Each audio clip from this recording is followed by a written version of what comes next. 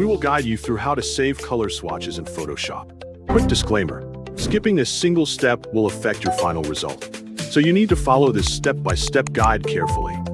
If this guide helpful, don't forget to like and subscribe. First, don't forget to comment if you still need our help or want to ask something, and we will reach you as soon as possible.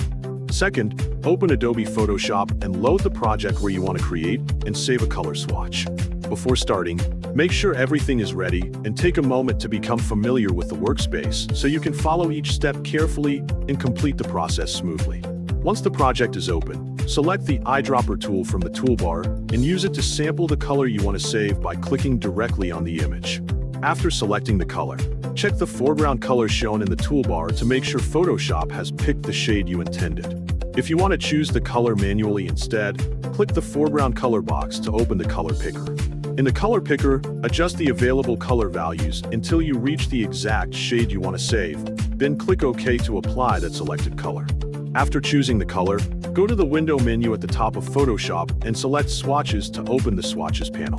Look at the panel and check the current color to make sure the selected shade is available before creating the new swatch. When the color is correct, click the new swatch icon at the bottom of the Swatches panel to begin saving it as a reusable color. A dialog box will appear, so enter a descriptive name for the new color that will help you recognize it later.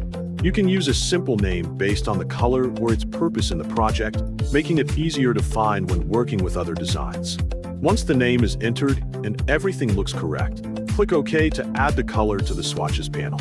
Photoshop will then save the selected color as a new swatch that you can reuse later in the project or when working with other images. Finally, look through the Swatches panel and confirm that the new color appears in the list with the other saved swatches, making sure the color was added successfully and is ready to use.